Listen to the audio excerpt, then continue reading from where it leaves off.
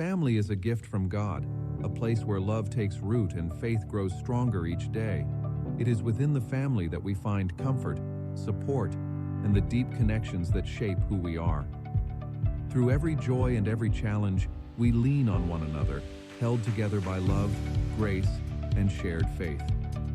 In moments of prayer, laughter, and even struggle, our hearts are reminded that God's presence lives within our homes and within each relationship we cherish.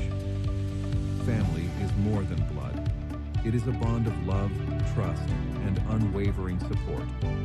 With faith at the center, these connections become our strength, our hope, and our lasting peace.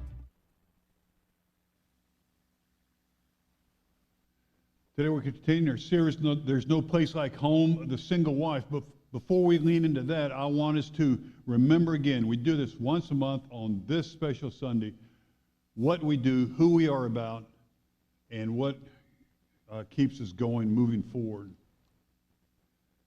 And this is what Temple Baptist is. Say this with me. A disciple is someone who is following Jesus, being changed by Jesus, and on a mission with Jesus.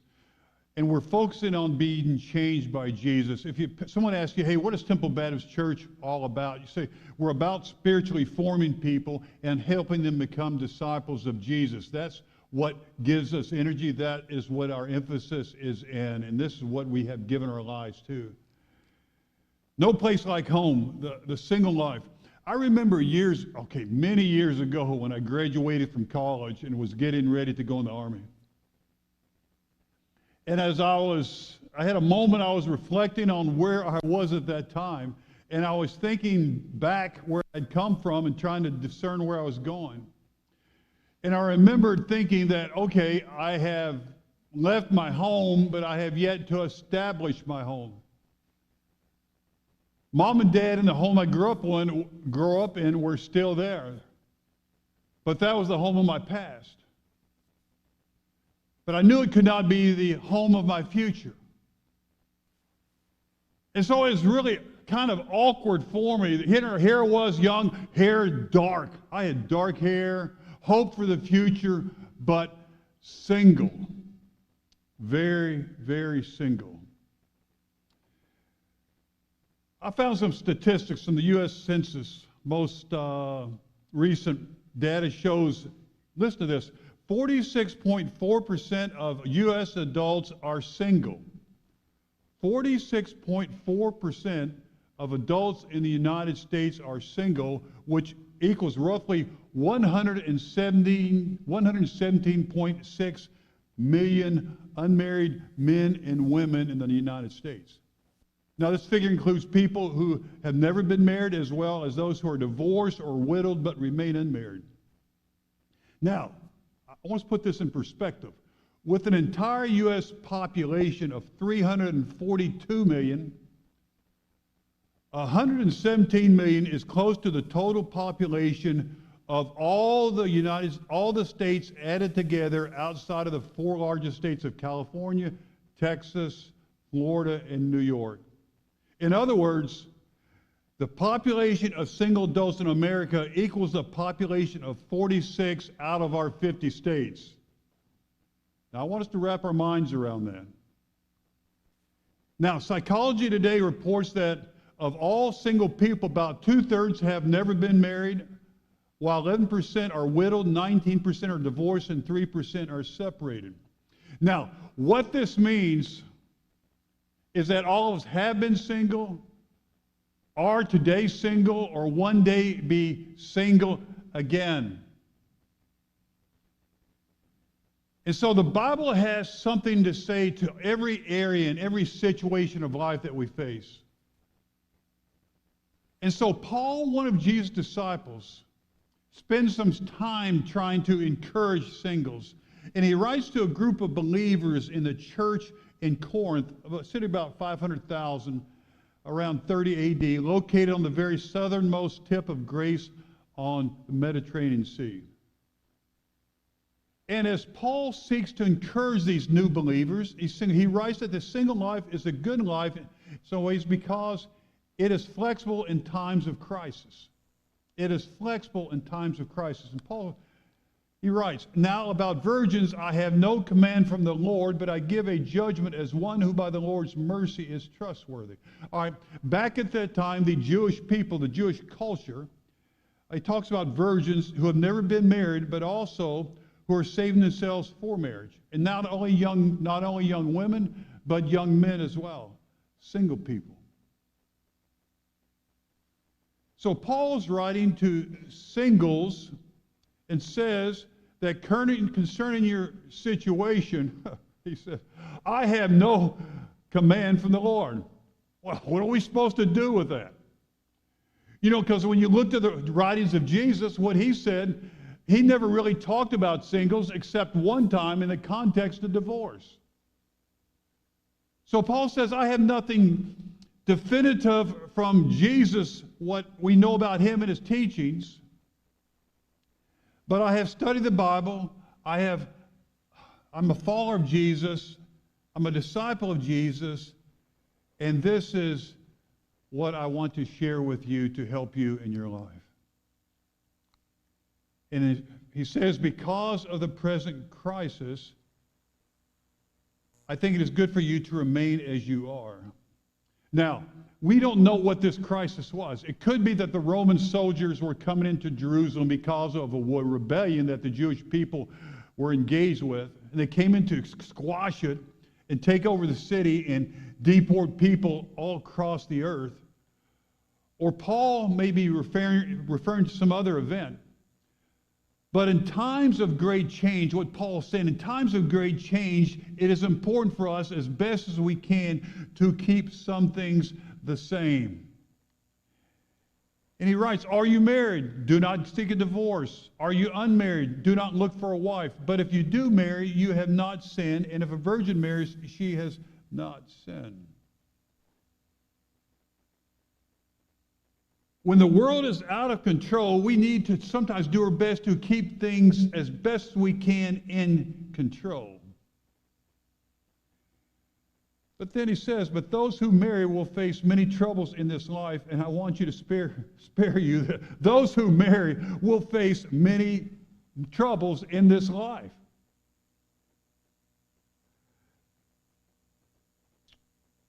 You know, Paul says that, I think, as a single person, there's an advantage because you can adapt more quickly to sudden events.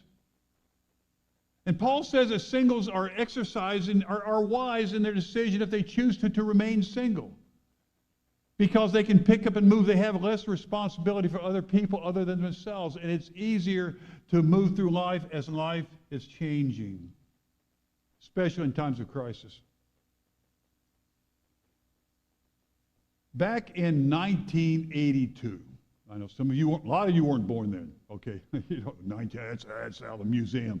All right, back in 1982, I was a young captain in the Army stationed in Germany, and they gave me orders that in 1 week I had to move from Zika, which is near Bremen in northern Germany, down to Pirmasens, which is on the southwest side of Germany, off the French border. I was single, I was a young captain, I was enjoying life. Okay, now, that's a Datsun 310 GX. Okay, I know of you all think, man, Scott, that's a cool car. Yeah, that was my car back then. Okay, that's what a Datsun 310 GX was. Anyone has ever heard of Datsun 310 GX? Whoa, okay, all right. And it was black. That could have been my car. I received orders to move in 1 week, and in 1 day, I was able to pack up all of my belongings into that little car. It all fit. Everything I owned on this earth as a single person fit into this car. And in 1 day, I loaded up that car, drove 7 hours from Bremen, Zika, down to Pirmasens in Germany, and started my new assignment. All right, that is back in 1982. Now, fast forward about 9 years to 1991. I was married. I had children. We were moving from Williamsburg, Virginia to Louisville, Kentucky to begin studying in seminary. That is a 26-foot U-Haul truck. It took Carol and I and our church family there in Williamsburg 4 days to load that truck, and that truck was packed from front to back, from top to bottom, side to side. And we drove from Virginia to Kentucky, towing behind it a little orange Volkswagen Rabbit, Carol following me in our car with 2 children and 2 poodle dogs hanging out the window, and there we went. One day, Datsun 310GX, move. 4 days, 26-foot U-Haul truck, wife and kids and poodle. What do you think was easier to do and quicker to move? The Datsun, right, Cody? The first one.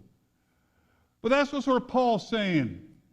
The single life is a meaningful life because in times of crisis it is flexible. But then Paul moves forward and says, it's a meaningful life because the time is short for this life and you can live more fully for the next life. And he says, what I mean, brothers and sisters, is that the time is short. Now, at the age of 66 years old, I'm realizing more and more my time is becoming shorter and shorter and shorter. It was a very sobering thought a few years back when I realized that I had less years to live than I had already lived. That's a wake-up call. That gets your attention. But Paul's using a different word here for time. He's not using the word chronos for chronological time, days, years.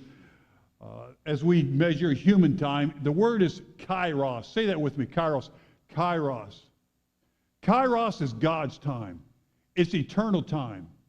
It's the time when the earth stops and the heavens begin. It's the time when Jesus will come again and take us home to be with him. And Jesus comes at the time of kairos. And since our time is short, Paul says we need to consider the possibility of living more for the next life than for this life. He says the aim of our life should not be for this life alone, but for the next life. How many of us here in our lives are living each of our days, waking up in the morning and thinking, hey, how am I going to live my life today for tomorrow, for eternity, versus dealing with the emergencies and things we face each and every day? Paul says that we should think about this, and this is how he fleshes it out. And he says, from now on, those who have wives should live as if they had none. Oh, man, we better be careful of that. I don't think Carol would appreciate it if I lived my life as if I was not married to her at all. I would have no good, very bad day. But Paul was not saying we should neglect our wives or our families or our responsibilities. Rather, Paul's saying that we must never make our homes the main reason for our existence. Because marriage is only for this life, it's not for eternity. And therefore, even though marriage is a beautiful thing and a wonderful thing and a God-given thing, it may not necessarily be the best thing for everybody. So if a person chooses not to marry so that they can better serve Jesus, Paul says that is a thing to be encouraged and respected. And then he moves on and says, for those who mourn as if they did not, those who are happy as if they were not, those who buy something as if it were not theirs to keep, and those who use the things of this world as if not engrossed in them. Paul really believed that Jesus was coming soon. And he's saying in Jesus' coming, those who mourn can realize that they will be comforted. And if Jesus is coming, those who are happy realize that happiness is not everything. And those who buy something or use the things of this world should not get used up by the things of the world. And to not let this life be such a care that it is the only care. And he states why. For this world in its present form is passing away. Time will come to an end. The things of this world will no longer be. And what you will find out in your life as you follow Jesus, as you are formed by Jesus, your priorities will change. How you live changes. How you spend your time changes. How you treat others changes. As you follow Jesus, you are changed by the Jesus you're following. And he makes you different. And the single life is a good life because it's flexible, because time is short, but also because it can be a life that in many ways is free from concern. And he says, I would like you to be free from concern. This concern is an interesting word. It can mean both care and anxiety. Now, care is good. Care is watching over something, attending to something. It's a good thing. Care is good, but anxiety is bad. Anyone here ever anxious? Anxietous? Yeah. I get it. But when does concern move from caring to anxiety, caring which is good to anxiety which is bad, is when we have too many things to do at the same time. When we try to accomplish too many things at the same time. When we try to juggle too many things at the same time. And when concern moves from caring to anxiety, that's when it happens. You see, each of us has only so much bandwidth to be concerned. We only have so much time, effort, and energy that we can spend in this life on being concerned about the things that we're concerned about. And the more things that we're concerned about, they take this much bandwidth, and then this much bandwidth, and this much bandwidth, and the more things we have to be concerned about, the more bandwidth is taken up, and then we have less bandwidth to give to any one specific thing. And so Paul writes, an unmarried man is concerned about the Lord's affairs and how he can please the Lord. But a married woman is concerned about the affairs of this, but a married man is concerned about the affairs of this world, how he can please his wife. And his interests are divided. An unmarried woman or virgin is concerned about the Lord's affairs. Her aim is to be devoted to the Lord in both body and spirit. But a married woman is concerned about the affairs of this world, how she can please her husband. But you see the words, unmarried man, concerned about the Lord, please the Lord. Married man, concerned about the affairs of this world, how he can please his wife. His interests are divided. Unmarried woman, concerned about the Lord's affairs. Her aim is to be devoted to the Lord. But a married woman is concerned about the affairs of this world, how she can please her husband. There is nothing, absolutely nothing wrong for a husband wanting to please his wife and a wife wanting to please her husband. This is why God gave us marriage. He said in creation, it is not good that man should be alone. We were created for a relationship and to share our lives with another human being. But Paul is trying to get us to understand that being married can take up our time, even to the point of anxiety if we're juggling too many things all the time. So if you have the gift of singleness and being single, then that's a good life to choose, to follow God and be obedient to him in this area. And Paul says, I am writing this for your good, not to restrict you, but that you may live in a right way in undivided devotion to the Lord. Bam. That's the purpose of what Paul just wrote all these things about. So that we can live in a right way in undivided devotion to the Lord. for our good. That's why God created us. So, this next week, I want you to consider something. I want you to consider each day taking 5 minutes. 5 minutes of your day of things that you are doing that are not devoted to the Lord. Maybe it's doom scrolling. Maybe it's live streaming. Maybe it's watching TV or sports or whatever it might be. 5 minutes each day of that you are doing something that's keeping you away from being devoted to the Lord. Just 5 minutes a day. And I want you to consider this. If you don't do it, but to consider this as a possibility in your life to be changed and formed by Jesus. So think about 5 minutes that you could take away from doing something that's keeping you from being devoted to the Lord. Then the second thing I want you to do is think about something that you could do to fill that 5 minutes of space to help you be devoted to the Lord. Maybe prayer. Maybe quiet. Maybe reading your daily bread. Maybe taking the prayer list. Something 5 minutes each day that would help increase your devotion to the Lord. And Paul says, I'm saying this for your own good, not to restrict you, but that you may live in a right way in undivided devotion to the Lord. 5 minutes. 5 minutes. Dear God, help us in our lives. We are all in different stages of life. In our age, some are young, some are old.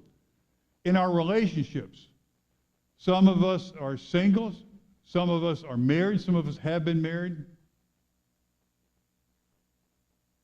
Different relationships, different times, different things going on. But the whole purpose of life itself is that we are to be in a relationship with you, and how to live a life in a way that would help us be devoted to you completely, fully, undivided, loving you.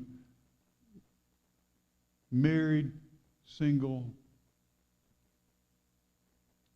just giving our lives to you because you gave your life for us.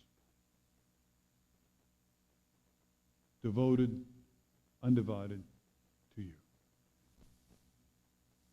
And all God's people said, amen. Here we go.